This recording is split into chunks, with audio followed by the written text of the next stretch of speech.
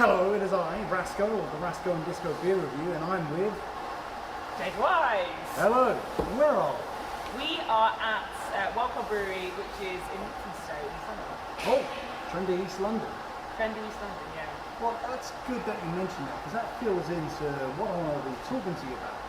So, this area, I'm born and bred London, has seen a tremendous amount of change over the past decade. That's partly because of the Olympics in 2012, 10 years ago, how it built up this area and just changed it. A lot of gentrification, a lot of stuff going on in culture. Wildcard started when? 2012. Ah, what a coincidence. Wow. So, I'm not taking any credit for that, but no. maybe a bit. No. Just a bit, just a bit. So, there was a few breweries in this area that started around the same time from 2010 to 2013. Yeah.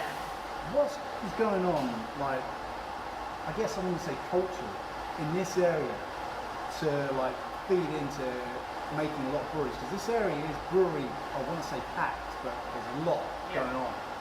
Yeah. Arguably this is the capital of brewing for London. Arguably. I enjoy that argument. I do enjoy that argument.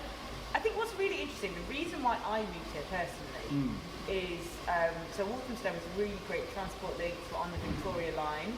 It's also one of the few parts of London that has like really good industrial space. So that was one of the reasons why we were based in London. So when we were here in 2012, we were the only brewery here. And then what's happened is over the years, for the same reasons why we moved here, lots of other breweries have moved here, which has made it an amazing destination to come and for people to come here. But within Waltham Forest, we had East London Brewery, we have East London Brewery. At the time, we had Brody's based here. We had some really, really exciting breweries. So there's been some great beer being made here for a little while. Yeah. So you just gone with the lineage and history. Yeah. So now we've got Hackney, which is literally across the road, but I can see them right now, like through our window. Hello. We've got Signature Brewery, Exhale, Bearable Fish, and they're the breweries just on this road, right? Like literally just within 5 minutes walk of each other. You've got Pillars Brewery, also which are a lager-based brewery. Yeah. You've got East London Brewery by Leabridge. You've got Next Stamper Brewery. You've got Nirvana Alcohol-Free Brewery. Oh, I like so there is so much in the borough. That it's exciting. That is great. But back then, I mean, were you talking to each other, the breweries? So it's like, because a lot of people were like into textiles, graphic design back then, or wanted to be a DJ. You live in East London, almost broke the wall, whatever. But were you talking to each other, or is it just, this is what we did, this is our logistics focus? So I think it was really interesting, and at the time, so we're talking like 2012, 2013, it was a really exciting time to be here. So what happened was, like, we literally went from like we literally went from about 10 breweries in the capital to now we're looking at what, 110, 120 breweries in London. So we've had a massive growth in a relatively short space of time. So I'm trying to think of the breweries that were based here. Like Camden was in its infancy. The Colonel hadn't been going for too long. 5 Points? 5 Points were a year after us. Wow. But it was around about all these things were happening at the same time. So there's been a huge growth. And at the time, it was very exciting just to be in beer in the UK generally, because it felt like a new brewery was popping up every week because they were, right? As we continue on past, there was literally a brewery turning up every week. Yeah, it must have been great time, great culture. There was no idea shares. You went, hey, I met Bob down at the pub, and he was talking about getting a brewery together. And it's actually really interesting. Some of the breweries we met really early on, like we're still really good friends with. So at the time, it takes a little while for you to figure out the things you need, and like just not running out of stuff, like not running out of chives and keystones and stuff like that. So there's always been a massive borrowing culture. So, like, we very early on met Hackney Brewery. We very early on met East London Redemption, and it's really nice to see that those breweries succeed, because like we were there in their infancy as well. So it's just nice. It's great being in the East. Yeah, I did live here briefly, but now I'm down in the south. You say that's good. Oh, come on! I'm originally from the west, so. West. Oh. Heartbroken now. Anyway, so I was to say there's a nice thing within the craft beer scene. Even though I'm very sceptical on how those words, craft beer. But that's another show. Because I remember Brew London, not this year, but last year, everyone was like scrambling around and helping each other out just to make it happen. So it's nice to say that 10 years on, because I think craft beer in London has hit a milestone after a decade or so. That's the past. What's the present? So the present is, so I'm sat right now on Black Horse Beer Mile. Yeah. So obviously we've got ourselves plus a whole host of the breweries for people to come and visit. Please do come and visit. And but yeah, we have loads of exciting things going on. So I'll show you over to these beers over here. Okay. So we have these fun ones, these four. These are our monsters. So we have Keith, Leslie, Alex, and Barbara. They all have their own story, their own personality. We've got Leslie, who's a Nipa, who I think Leslie's looking for love. One of them is looking for love. I'll have to. That's a terrible thing. I'm sure. Ellie, who writes the back, will kill me for this. But one of them really likes to make ottolenghi recipes. Another one is Ottolenghi. Yeah, ottolenghi. What's that?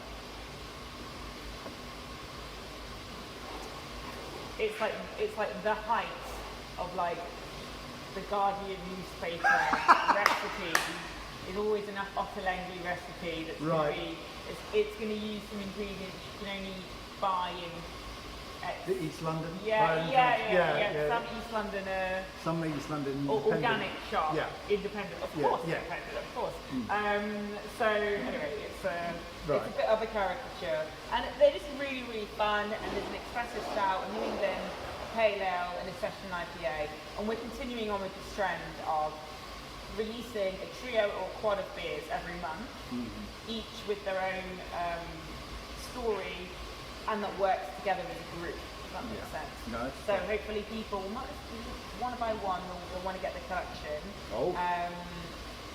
And it allows me to tell a story across a wider range of beers as well. Yeah. It's really exciting. That is very exciting. Do you want to try some? It's not actually, I'm very aware that we're very dry. We've got glasses here. Yes, it's fine. I was going to say, just back in the past, what was the beer that you wild card started? Oh, so that was our Jack Cloaks. Yeah. It's our Ruby Red Ale, which is very weird to do a Ruby Red as the first beer that you make.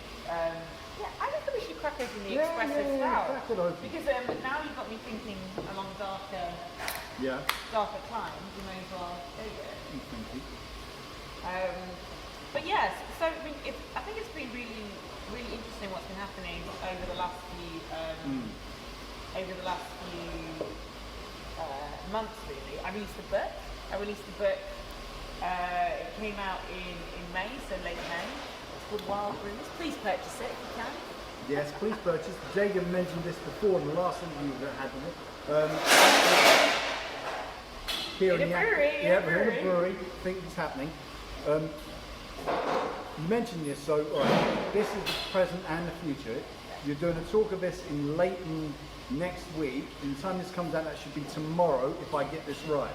If not, I'm sure there'll be more talk. Yeah. So this is my first talk about the book. So I've been quite quietly doing it away for the last 3.5 years or so. It's taken me ages to write. I think I'll leave the professional writing to the professional writers, but it's basically I wanted to talk about how to make wild, funky fruit barrel-aged beers, but doing it on a homebrew scale. And that was kind of the point of it. And also, I've left lots of really interesting stuff in there that should hopefully tickle the professional brewers as well. So yeah, that's great. I've got lots of beers going on that we do that I mentioned in the book as well. So lots of recipes. So we can steal some, well, use some wild recipes. Yeah. So our like pasta ghost recipes in there. There's loads of really interesting saisons in there as well. But we also go pretty intense into the Belgian stuff as well. So I mean, the whole point is just trying to get the best out of your bacteria and your nutrients. Yes, which is highly important because I've watched Beer Masters and it's Jaega, and it's true. I love that show because it's fun and educating at the same time, not just talking what matters. It's fun. Yeah, and I love it. It's so nice to see beer treated. Yeah. You know what I mean? A beer shop so beautiful. Yeah. It's so nice to see. It is. The edits are like super quick. I wish I had that kind of talent. You have to watch it again. Is there a second series?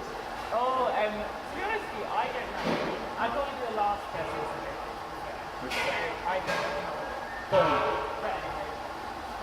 This beer is delicious. If you need waking up, you could drink this, but maybe you go into work after. What's the strength of it? So this is 5.5%. It's an espresso. It's designed to be like an espresso, so like quite short, quite intense in flavour, quite dry, so not very sweet at all. It's meant to be just like massively. It's like an espresso, like a punch in the face of caffeine and flavour. Yes. Positively. No, that's what I drink coffee for. Judge me if you want, internet. So, future. Now, this question is going to be a little doom and gloom. With everything going on with the cost of living crisis and whatnot, is there a danger for breweries, and maybe Rasko, of this falling back completely on core range, or is the experimentation still going to be there?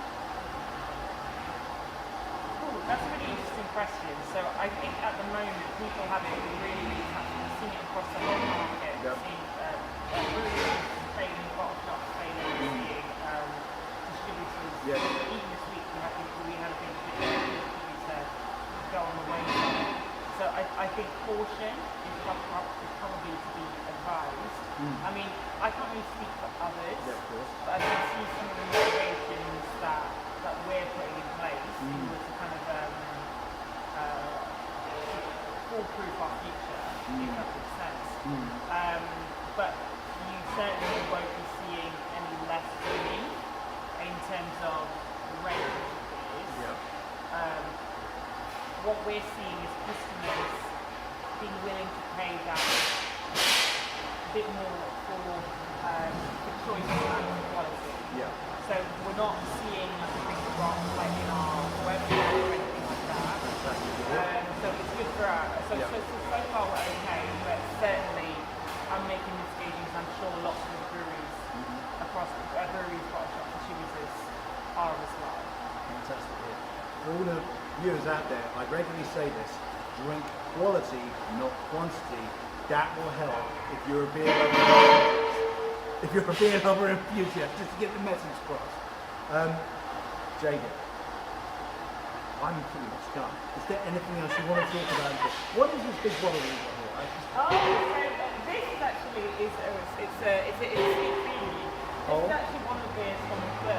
It's my go yet to be named. I can't call it that because the Belgians are killed it. So I'm going to put it now. I don't know why. It's sat in our wall room at the moment, and it's pretty much it's going to be it's ready soon. So I'm going to start releasing onto the market. Like really fun to get. Please do keep up the experimentation. This is delicious. It's quite tad sessionable, I'd say. The lovely espresso aroma is coming through. Like I said, it's a decent coffee beer. I'm kind of going through a lot of coffee beers, but like it, don't drink it in the morning unless you've got work. Jaega, thank you very much. As ever, I wish you well and your establishment. Thanks for having me. I was about to say